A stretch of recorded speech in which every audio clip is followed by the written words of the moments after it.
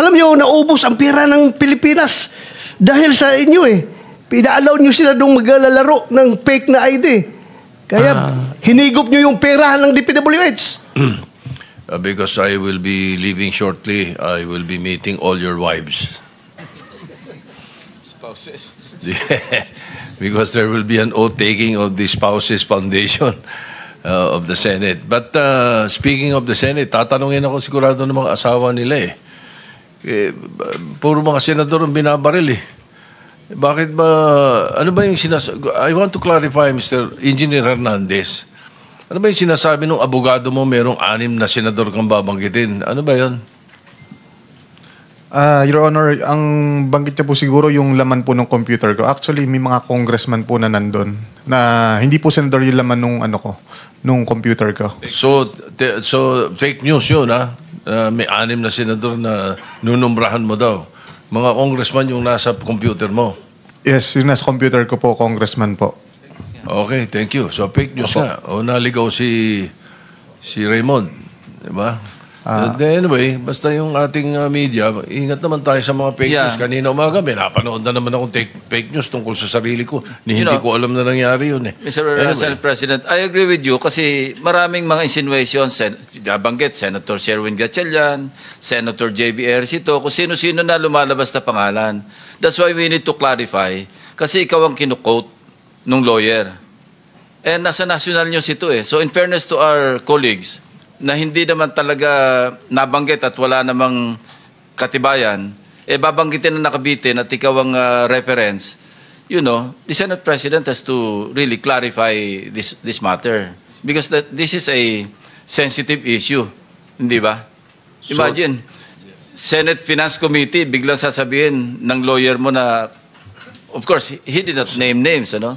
Pero may mga insinuations na sumunod, binabanggit yung mga pangalan. So for the record, Engineer Hernandez, hindi totoo yun?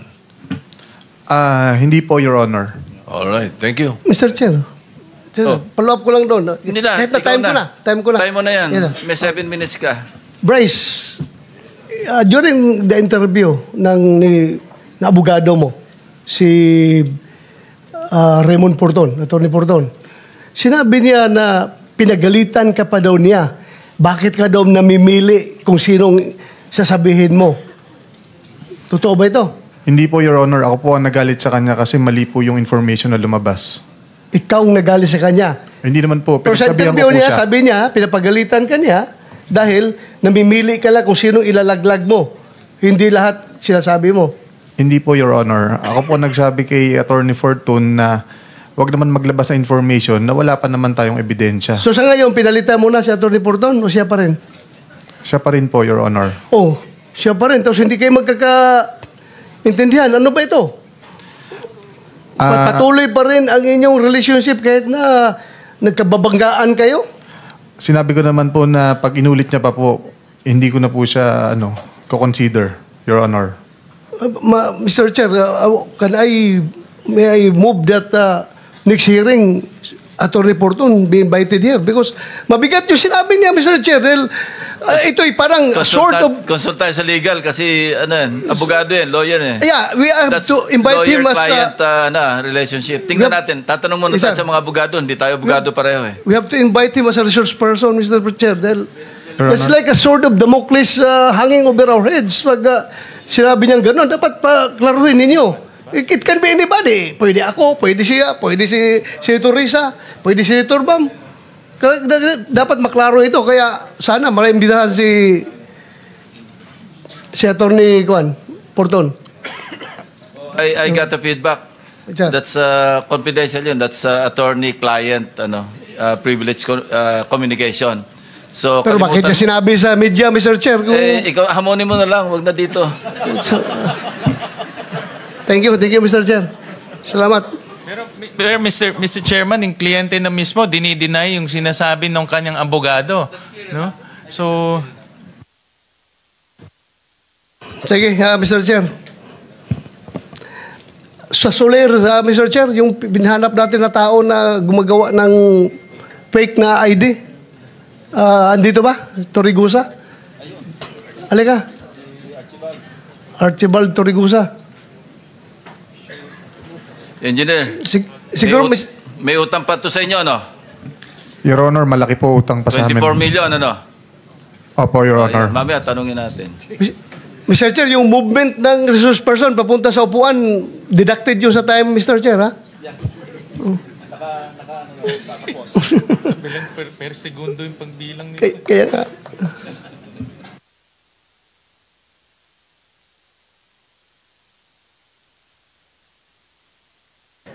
Mr. Torregosa, nakapag-oath ka na? Kanina? Opo. Ikaw ang tinuturo na gumawa ng fake na ID dito sa kay Engineer Alcantara at Engineer Bryce Hernandez. Is it true? Bago ko po sagutin, magandang araw po sa inyo, Mr. Chair. Diretso na kasi maubos yung time ko. Sagot ka kaagad. Hindi po akong gumawa or nagpagawa po ng mga Sino? IDs po nila. Ako po ang sinamahan ko lamang po sila sa membership counter upang magpagawa ng mga cards nila ng membership. Actually, Your Honor, kung mabibigyan lamang po ako ng pagkakataon, pwede po sana na kung mariretrieve po yung CCTV, nandun po yung occasion na nakapila po silang lahat, pumipirma po at dala po yung mga So let's go to the main point of the issue.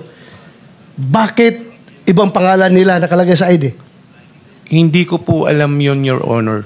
Kung sila ang tanungin ko, hindi rin daw alam. Kayo daw nagbigay.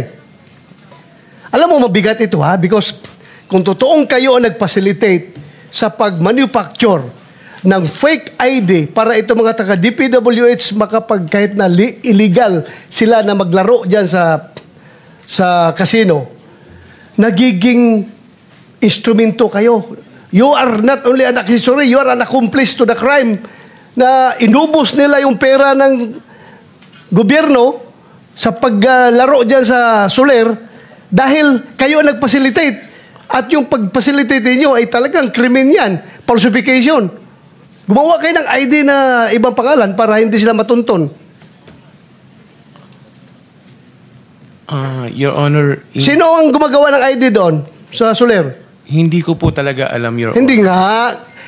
Sabi mo nga, yung nakapila sila doon. Sino ang nag-ooperate doon? Sa membership counter po, Sinong mga tao doon? yung mga empleyado po ng Soler. So, dinay mo ha, na hindi ikaw ang nag-facilitate na pag-issue ng Hindi po talaga, fake. Your Honor. Ako po, kung ang sinasabi ko nga po, kaya ko pong panindigan ng aking salaysay.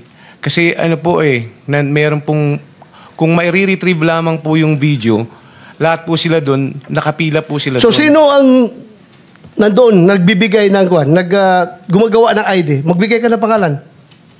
Ano po yun iba-ibang, empleyado po, papalit. Sige, magbigay ka ng pangalan. Para patawag natin dito. Alam nyo, naubos ang pera ng Pilipinas dahil sa inyo Pina-allow nyo sila doon maglalaro ng fake na ID. Kaya hinigop nyo yung pera ng DPWH. Your Honor, kung mamarapatin nyo po, nung makilala ko po sila, naglalaro na po. Balik lang tayo sa tanong ko. Opo. You can give me names kung sino ang gumawa ng ID nila? Wala po akong knowledge, sir, pagkapangalan po Pero yung mga... Sino nga ang tao doon? Ikaw nga nag-escort doon, papunta doon. Sino gumagawa ng ID nila? Hindi ko na po maalala, sir. Your Honor, since 2022 pa po yung pangyayari po na yun. Sure ka, ha? Opo. You can be cited in contempt pag nagsinungaling ka dito. Hindi po ako nagsisinungaling. Ikaw lang ang hindi milyonaryo na makukulong ngayon dito. Lahat yan, milyonaryo bilyonaryo yung na-contempt namin. Ikaw wala kang pera, pero sasama ka doon sa baba. Ako nga po, Your Honor, yun po ang kinakasama ko ng lubog. Siyempre. Huwag ka lang umiyak. Hindi po, ang inaano ko lang po, yung pati yung mga anak ko, saka yung nanay ko na nananahimik po. Kami po, lumalaban lang po ng pareha sa buhay. Alam ko, empleyado ka lang dyan Pero yung nga lang, tulungan mo kami na makuha ang katotohanan. Kaya ka pinatawag dito. Kasi kung alam namin na ikaw na diretso, hindi ka na namin tanungin. Papusasan ka na namin diretso. Kaya tinatanong ka namin para malaman namin kung sino itong malaking sindikato na ito eh. Para paggawa Kasi- ng programa hanggang pag-implement, hanggang sa paglustay ng pera na nakamkam nila. Kasama kayo sa sindikato dahil kayo ang nagbigay ng ID na Hindi, fake. hindi po talaga ako. Okay, wala kami ibigay na pangalan. Wala po ako kasi po akong kinalaman. po, Ma-retrieve Your mo Honor, yung talaga. CCTV doon na kung 2022 hindi malabo na. Sabihin naman ng CCTV na good for 1 month lang maximum yung retention ng memory ng CCTV namin. 2022, malabo na. Kaya I am relying your human memory, not the CCTV memory. Your Honor, pwede pa pong pagbasihan yung membership card nila. Kasi real time po yung pictures po nila doon eh. Yung kung ano po yung picture nila doon, yun po yung araw na nagsipirma po sila nung ginagawa nila yung card. At doon din po nila prinisinta yung mga IDs. Okay, sige. Hanapin namin yan. Not, Opo. you're not yet off the hook, ha? Papatawag ka pa rin Okay namin. lang po, okay Ha? lang po, Ha? Your Honor. Maraming Thank you. salamat po sa pagbibigay nyo na po ng Salamat. chance sa akin po. Dr. Ronald, Yes, sir. paano kayo nagkakilala ni na Bryce? Yun po yung meron pong insidente po sa Soler na pagbaba ko po ng hapon is meron po kaming players. Naglalaro po sila sa ibang tables, maingay po sila, masaya po sila. Ngayon, ang pagkakasabi po sa amin, sila po ay mga sabungero at mga kontratista. Ngayon po, si Mr. Loren Cruz, may nakakilala po sa kanyang tiga sa kanila, which is pinakilala lang po ako kasi mu-order po sila ng pagkain, na-decline po sila.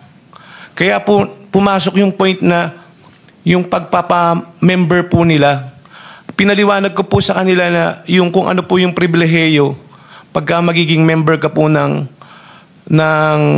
isang casino po. Meron ka pong makukuha na libre pong pagkain, na libre na inumin, na libre na hotel rooms. Basta po naglalaro ka. Sayang naman po kasi kung naglalaro po sila, ma-accumulate po nila yun, makakakuha po sila ng libreng... Kailan yan? Nung October way back 2022 po, kung matatandaan ko po. Mr. Chair. Opo. Pasensya na po kayo, Mr. Chair. Continue. Opo. Ito po ang aking salaysay na Sige. Gaano kahaba naman yung salaysay mo? ay ano lang po ito, 3 page lang po. Sige, okay. Po. Kasi Ronald, hindi naman naka-charge sa'yo. Hindi naka-charge sa akin, sir, ha? Sige. Sige, tuloy.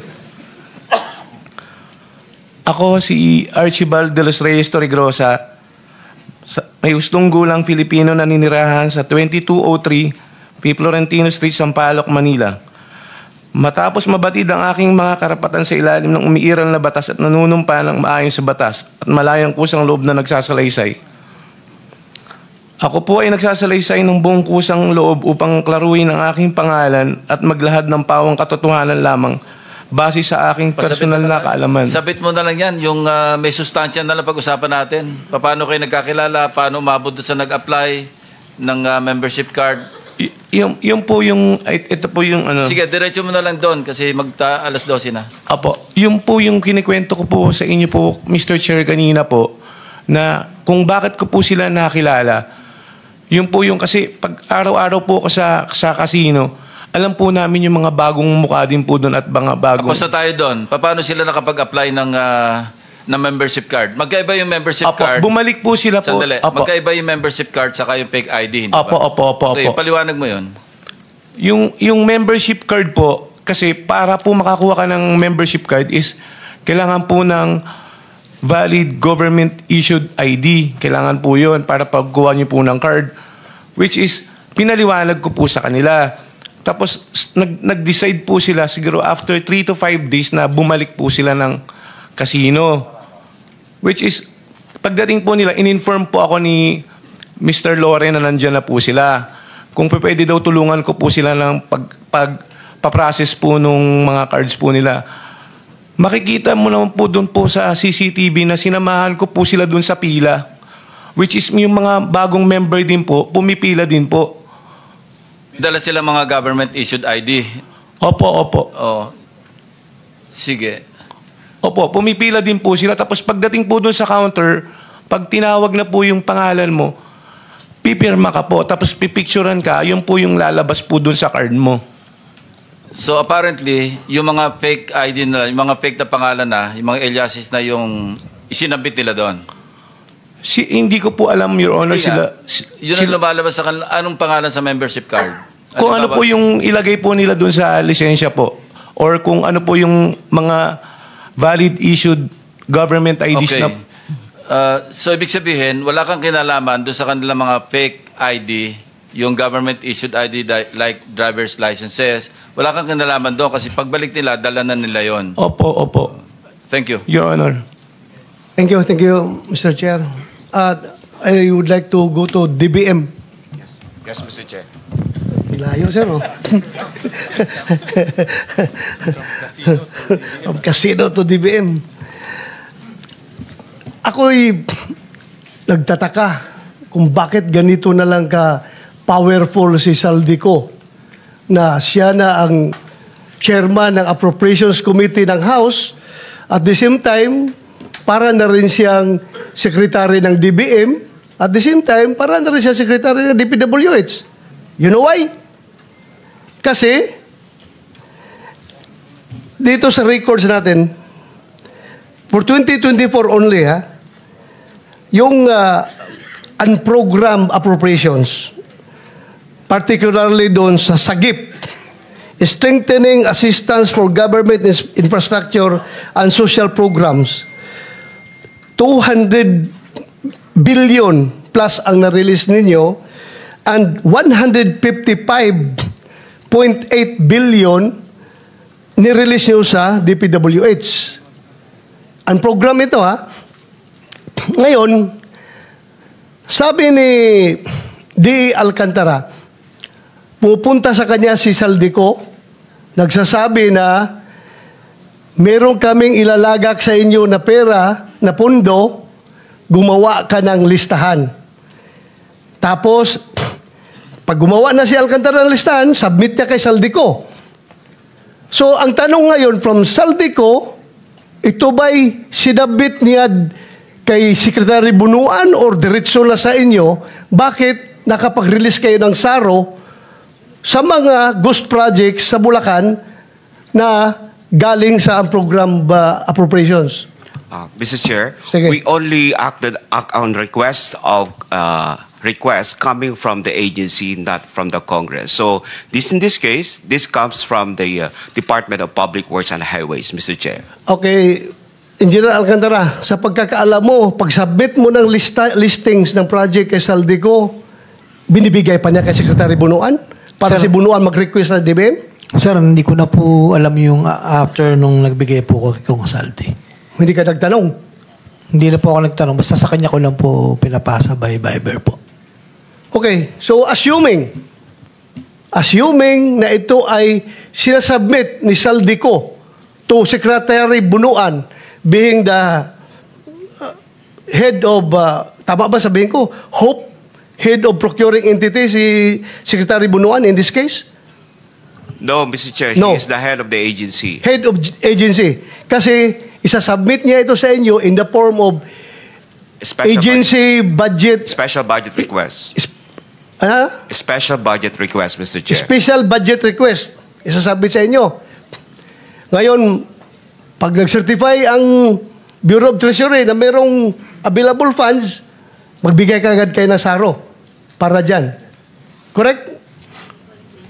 Mr. Chair, of course, based on the request, we will evaluate and then kung titignan namin, Mr. Chair, kung there's available excess revenue because an program fund could only be unlocked if there is an excess revenue certified by the Bureau of the Treasury. Correct. Oh, so kaya nga ako'y nagtataka. Imposible magawa ito lahat ni Saldico na walang kakunaybans dyan sa loob ng DBM. Mr. Chair, I don't think so Senator na mangyari ito. Bigyan pa ng additional 1 minute or 2 minutes additional? 2 minutes, sir. 2 minutes, sige. 2 minutes. Last, 2 minutes. Yes, Sige. yes, Senator Win. Nag-interject ka naman sa akin, so ako. Kay Engineer Alcantara, pag nagsasubmit kayo ng project, meron bang feasibility, flood control, feasibility study, detailed engineering, coordination to the local government, isang mahabang listahan, meron bang ganun? Wala po. Just title and amount po. Actually po, nanggagaling po sa mga sections dahil may mga identify na po kaming location, mga karuktong po ng mga nasimulan. So po. walang feasibility study? Meron pong bayan na meron na pong feasibility. Pero yung sinabit nyo yung mga sinasubmit nyo sa unprogram, yung mga typical lang. Title and amount lang, Your So Honor. walang feasibility study, walang detailed engineering, kasi buo Yes, Your po Honor. siya. Title and amount lang Yun po. nga sinasabi namin, Yusek Toledo, these are not shovel-ready projects. Bakit nalabas yung pondo kung hindi siyang shovel-ready projects? Yan ang nanggaling na kay Engineer Alcantara. Mr. Chair, we have a certification also coming from the agency that is ready for implementation based on the forms and even the submission and even our documents will show you. At the same time, Mr. Chair, given that yung under the Administrative Code, sila po dapat ang may mandato to identify, plan, secure funding for programs, design, construct, or undertake pre-qualification bidding and award of contracts of public works projects. So, mean to say, sila po talaga ang Napakadali lang. mag-identify, Mr. Chair. Ang tanong dito, napakadali lang. Bakit ang bilis ninyo makapag-release ng SARO galing sa program funds? Yun lang ang tanong namin. Anong influence meron si Saldico sa DBM? Bakit kapag siya ang naglagak ng pera, particularly sa first district ng engineering district ng Bulacan, bilis kagad na isyuhan nyo ng SARO? Mr. Chair, we don't know what is the Congressman Saldico as far as 5.1. the influence niya sa project because that is already Hindi ako by nagtatanong. agency po. Hindi ako nagtatanong ng influence sa project sa inyo, Wala sa po. DBM. Wala Bakit po. approve kagad? Mr. Chair, we only follow what is being Or prescribed by the ganito, guidelines. ganito. Baka hindi ikaw nilalapitan. Baka yung boss mo. We don't know that. Ha? I don't know with the chair. Ganito lang. Bakit nagwa-wonder ang Pilipino? Bakit ang bilis ninyo makapag-issue ng SARO doon sa mga unprogrammed projects na nagiging ghost projects? Itong tanong talaga eh. Ito ang tanong. Bakit ang bilis ninyo makapag-issue? Sabi nga ni Sinwin, that should be, ang standard nyo is shovel ready. Yeah. Meaning, pag-issue na ng SARO, pag-implement, tabol kagad, pala, ganon. Oh, ito'y ghost projects. O paano kayo nakakaroon ng shovel ready na ghost ang napuntahan? We don't know ano about, ito? Mr. Chair, we don't know about the ghost kasi ghost project could only be determined once it's not being approved as one. The example, hindi namin malalaman, Mr. Chair, kung ghost siya o hindi. Kaya nga, Pero yung as to preparation or submission po ng budget, ang nanggagaling lahat po dyan because we have also charter to follow na kung hindi namin i-release based on the request at nag-comply lahat po sa requirements, then kami naman po ang mananagot. So, based on our charter, we follow what is in our charter and of course, release the document based on that charter, Mr. Chair. So, meron po kami sinusundan talaga, Mr. That is published in our website. Alam mo, kung gusto, maraming dahilan. Kung gusto, maraming paraan. Pag ayaw, maraming dahilan. Alam mo, pareho tayong nasa gobyerno, gusto sana namin mag-cooperate kayo fully. Bakit ganito? Let us, please help us to answer the question why. Hindi lang question ko yan. Question ng taong bayan. Kung bakit kapag mga project na gusto ni Saldico, ang bilis ninyong maka-issue ng SARO. Yun lang akin, ha? Ay, hindi kita pinupult, Mr. Yusek, ha? Hindi ikaw ang may kasalanan. Hindi kita pinupult dito. Oh, you have now 5 seconds. 5 seconds, sir. Nagtataka lang ako, bakit ang DBM ang bilis maka-release ng SARO para sa mga request ni Saldico? Yun lang. Yeah, Mr. Chair. Sige, respond na lang and then time's up. Lahat po tayo, sir, Mr. Chair, we are ruled by law. So we follow what is in the law, what are the rules and regulations. Yun lang po ang masasabi ko. We have the charter, and we have to obey that charter, and we have to follow that. Because kung di namin sundan yun, kami naman po ang malalagot. Kaya That's my concern. as I've said, Tapos na po hindi yung time nyo. Sir, Tapos ka na kunti kanina lang. pa. Oh, sige. Hindi kita pinofault dito. Huwag mo sabihin na, makasabihin mo na naman si Senator Bato, gustong baliin ko yung batas para, sumunod din sa batas. Yeah. Ha? Thank you, Mr. Chair. Sumunod din sa batas, pero ang tanong ko lang, sana may sagot. But anyway, hindi mo kayang sagutin, wala tayong magawa. Thank you, Mr. Thank Chair. you, Senator De La Rosa. Senator, before I recognize, i-clarify lang kay Archibald, empleyado ka ba ng Soler? Hindi po, Your Honor. Paano ka napupunta doon? Paano ka nakapag-influence ng ganon? Ako po ay matagal na pong naghahanap buhay po sa Anong job description mo? casino po, sa casino po. Specifically, anong job description mo? Nagbabuy and sell lang po kami, Your Honor. Anyway, sige, never mind. Sige, Senator Pangilinan.